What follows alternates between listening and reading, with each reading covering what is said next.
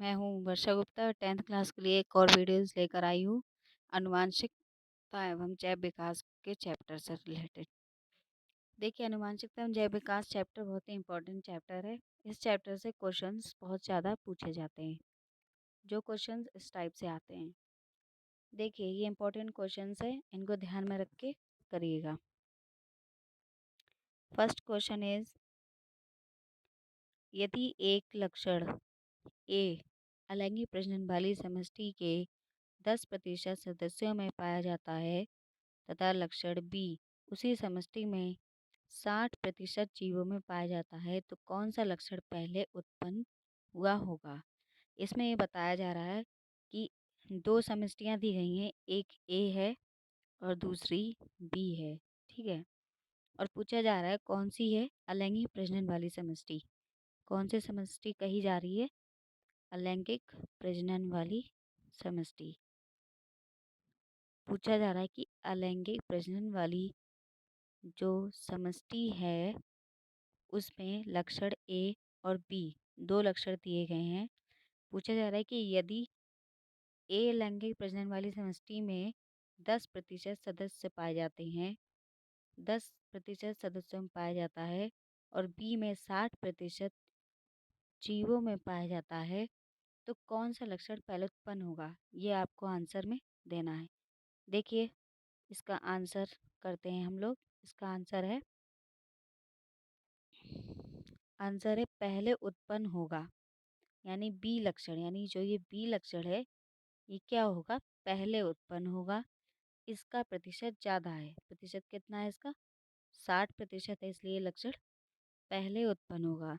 लक्षण ए में केवल कितने प्रतिशत लक्षण दिया गया है, लक्षण ए में केवल 10% दिया गया है और बी में 60%, इसीलिए बी लक्षण पहले उत्पन्न होगा और ए से ज़्यादा प्रतिशत है, इसलिए बी लक्षण पहले उत्पन्न होगा।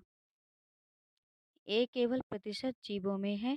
अलैंगिक प्रजनन में डीएनए प्रकृति के समय कम विभिन्नताएं होती है। अलैंगिक जब प्रजनन होता है तो डीएनए की क्या होती है, प्रकृति बनती है, उसमें विभिन्नताएं यानी कि उनमें डिफरेंस कितना होगा, कम होगा, ठीक है।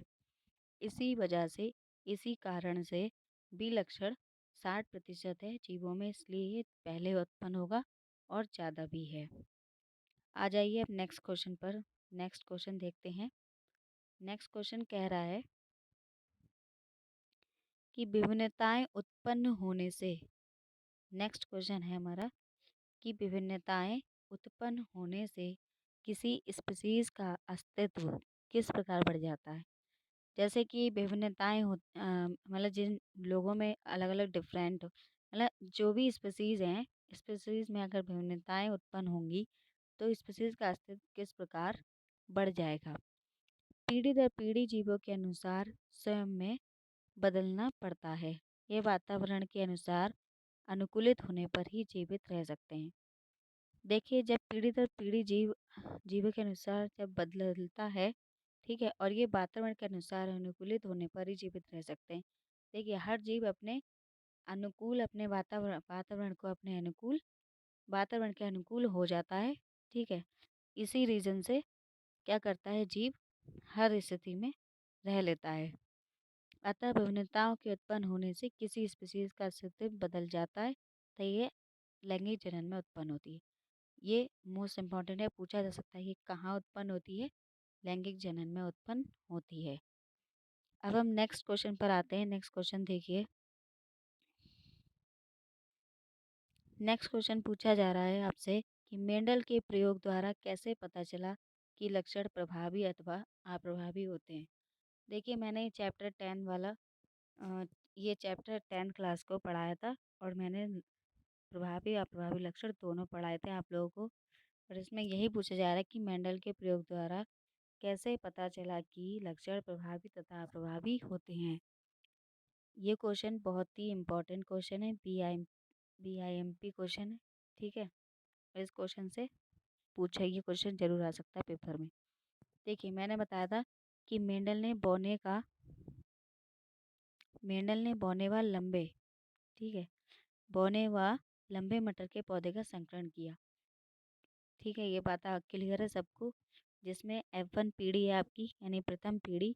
ठीक है, F1 पीढ़ी में नहीं, पौधे लंबे आकार के थे। ठीक है, F1 में नहीं, पौधे लंबे आकार के थे। इस प्रकार बौनापन F1 पीढ़ी में नहीं दिखा।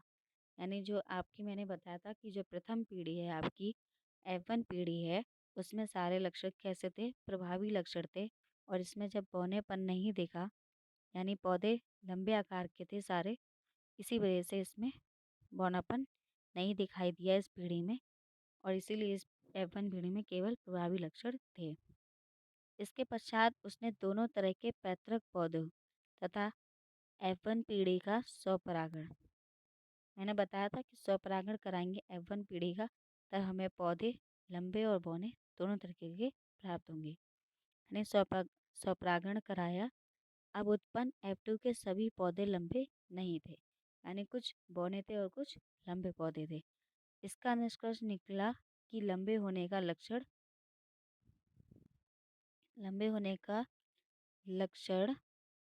इसका निष्कर्ष ये निकला कि लंबे होने का लक्षण प्रभावी व बौनेपन का लक्षण अप्रभावी है।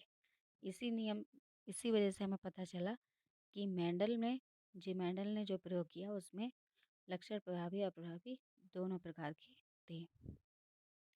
देखिए, अब नेक्स्ट क्वेश्चन पर आइए। नेक्स्ट क्वेश्चन आपका कह रहा है कि मेंडल के प्रयोग के से कैसे पता चला कि विभिन्न लक्षण स्वतंत्र रूप से वंशानुगत होते हैं। देखिए, ये स्वतंत्र अपव्यूहन के नियम से जुड़ा हुआ है। F3 जिसने मैंने पढ़ाया था कि स्वतंत्र अपव्यूहन का नियम मेंडल का तीसरा नियम है।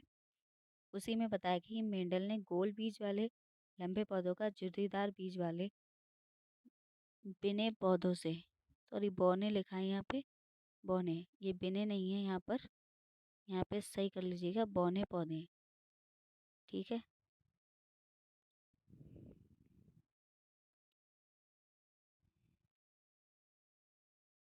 यहाँ पे जो बिने लिखा हुआ है ये आप सही कर लीजिए। बिने नहीं लिखा है यहाँ पे, लिखना आप लिख लीजिएगा, बिने की जगह बौने पौधे। ठीक है, बौने पौधों से संकरण कराया तो संतति में सभी पौधे प्रभावी लक्षणों के थे। यानी कि जब मेंडल का जो स्वतंत्र अपव्यूहन का नियम है उसमें इन्होंने क्या करा, जो बीज गोल वाले जो लंबे पौधे थे, ठीक है, बीज गोल वाले लंबे पौधों का जो झुर्रीदार बीज वाले बौने पौधे थे, उन दोनों के बीच में संकरण कराया तो क्या हुआ, संतति में सभी पौधे प्रभावी लक्षण के थे। कैसे प्राप्त हुए? संतति में सारे पौधे प्रभावी लक्षण के प्राप्त हुए, परंतु संतति में कुछ पौधे गोल बीज वाले, कुछ पौधे कैसे प्राप्त हुए थे, गोल बीज वाले, गोल बीज वाले, कुछ झुर्रीदार बीज वाले बौने पौधे थे। ठीक है, दो तरीके के प्राप्त हुए, कुछ गोल बीज वाले, कुछ झुर्रीदार बीज वाले और बौने पौधे थे। अतः ये लक्षण स्वतंत्र रूप से वंशानुगत होते हैं। ये लक्षण कैसे होते हैं? स्वतंत्र रूप से वंशानुगत होते हैं। लक्षण का स्वतंत्र रूप से वंशानुगत का मतलब यही है कि जब मेंडल ने क्या किया, जब झुर्रीदार बीज वाले पौधों से संकरण कराया उन्होंने, ठीक है, जो बीज लंबे पौधे थे, जो लंबे पौधे वाले बीज थे और जो झुर्रीदार बीज वाले पौधे थे उनसे संकरण कराया तो कुछ झुर्रीदार हुए, कुछ लंबे पौधे प्राप्त हुए और कुछ बौने, जिससे ये पता चलता है कि लक्षण कैसा है, स्वतंत्र रूप से वंशानुगत होते हैं। क्लियर? अब नेक्स्ट क्वेश्चन और देख लीजिए। नेक्स्ट आपका है नंबर 3। ये क्वेश्चन जो मैं आपको ये दे रही हूँ, ये क्वेश्चन वेरी इंपॉर्टेंट क्वेश्चन है। आप सब लोग करेगा, आपके बोर्ड एग्ज़ाम में पूरी पूरी ये हेल्प करेंगे। और मेरे चैनल को आप यूट्यूब पर मेरा चैनल बना हुआ है, ये वीडियो मैं वहाँ पर भी शेयर करती हूँ। तो जो बच्चे यूट्यूब चलाते हैं तो मेरा लिंक आपको मिल जाएगा यूट्यूब चैनल का, उस पर सर्च कर लीजिएगा बी क्लासेस डालकर आप लोग। ठीक है, और आगे और बच्चों को लाइक शेयर करिएगा। जिससे और बच्चों को हेल्प मिले वीडियो से। अब नेक्स्ट क्वेश्चन देखिए, मेंडल के नेक्स्ट देखिए, एक एक ए है, ठीक है। ये देखिए, ये रुधिर से है जुड़ा हुआ थोड़ा ये क्वेश्चन। ए रुधिर वर्ग वाला पुरुष एक स्त्री जिसका रुधिर वर्ग ओ है, ठीक है, से विवाह करता है। यानी एक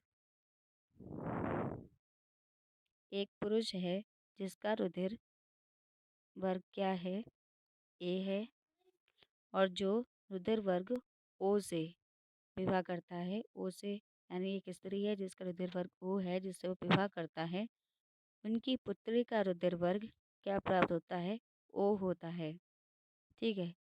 क्या यह सूचना पर्याप्त है यदि आपसे कहा जाए कि कौन आपसे कहा जाए कि कौन सा विकल्प लक्षण इसमें से सही होगा? ये आपको चुनकर बताना है। यानी जो रुधिर वर्ग ए अथवा ओ प्रभावी लक्षण है, रुधिर वर्ग वाला ए है और जो ओ है कैसा है, प्रभावी लक्षण है। अपने उत्तर का स्पष्टीकरण दीजिए। अब आप ये बताएंगे कि एक पुरुष है जिसका रुधिर वर्ग ए है, एक स्त्री है जिसका रुधिर वर्ग ओ है। अगर वो पुरुष ओ रुधिर वर्ग वाली स्त्री से विवाह करता है तो उसकी पुत्री का रुधिर वर्ग ओ होगा। जो यह घटना जो है आपको बताई जा रही है पर्याप्त है। इसको इसमें आपको ये बताना है, यदि आपसे कहा जाए कि कौन सा विकल्प इसमें से सही होगा। यानी लक्षण क्या है इसका कि रुधिर वर्ग ए अथवा ओ प्रभावी लक्षण है दोनों। अब आपको इसका आंसर सही तरीके से देना है। देखिए, पहली चीज़ ये कि ये सूचना पर्याप्त नहीं होगी। कैसे नहीं क्यों नहीं होगी, ये देखिए, ये सूचना पर्याप्त नहीं है। कुछ लक्षण जीनोम में निहित होते हैं। नहीं, कुछ लक्षण क्या होते हैं हमारे, जीनोम। जीनोम तो आप सभी जानते हैं क्या होते हैं, उनमें निहित यानी उनमें मिले हुए होते हैं। परंतु जानकारी के अनुसार हम कह सकते हैं कि रुधिर वर्ग ओ प्रभावी है। कुछ लक्षण जीन में छुपे होते हैं, केवल प्रभावी लक्षण दिखाई देते हैं, ठीक है। ये जान लीजिए आप कि कुछ लक्षण आपके कहाँ होते हैं, जीनोम में छिपे होते हैं, जिसकी वजह से कुछ प्रभावी लक्षण आपको दिखाई देते हैं। इसलिए ये लक्षण जो है या ये सूचना पर्याप्त नहीं होगी। ये भी इम्पोर्टेंट क्वेश्चन है, इसको भी आप नोट कर लीजिएगा आईएमपी करके। ये भी पूछा जाता है एग्ज़ाम में। अब हम नेक्स्ट क्वेश्चन पर चलते हैं। देखिए, नेक्स्ट क्वेश्चन है हमारा, मानव में बच्चे का लिंग निर्धारण कैसे होता है। अब लिंग निर्धारण के बारे में आप सबने पढ़ा होगा, और अगर नहीं पढ़ा है तो आप यहाँ पर समझ लीजिए शॉर्ट तरीके से।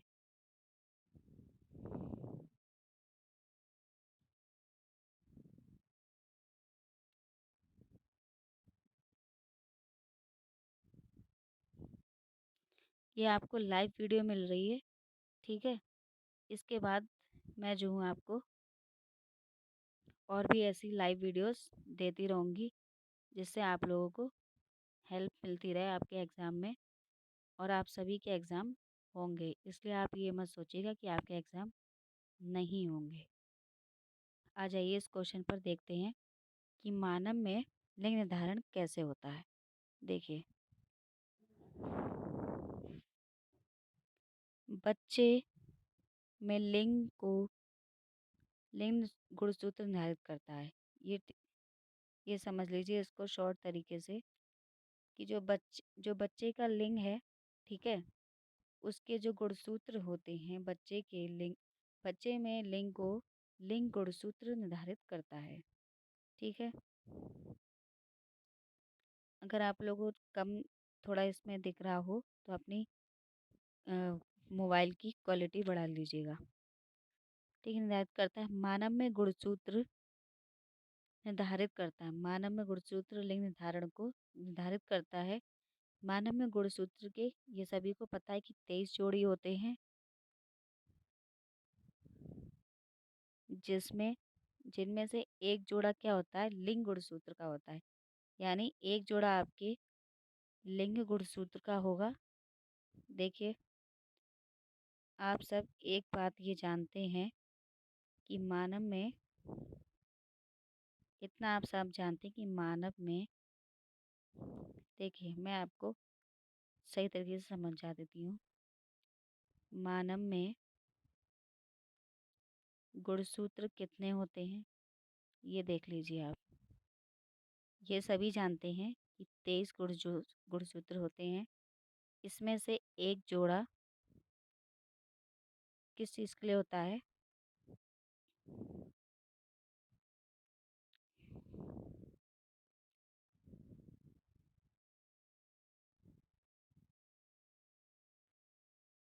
एक जोड़ा आपके, यानी एक जोड़ा लिंग निर्धारण के लिए होता है। किसके लिए होता है एक जोड़ा? लिंग निर्धारण के लिए होता है।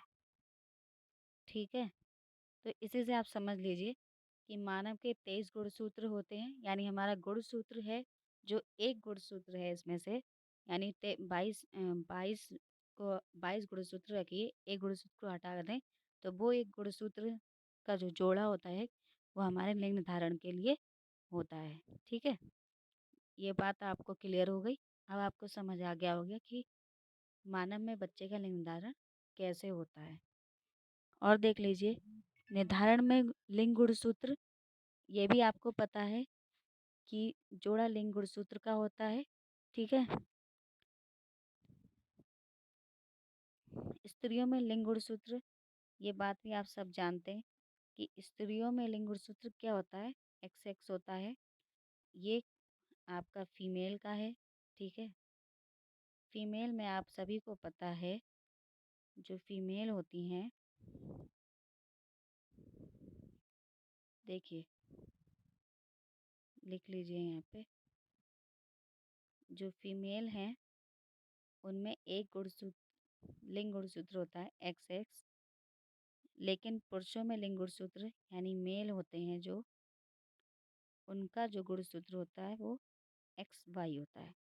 ठीक है, ये कैसे होते हैं?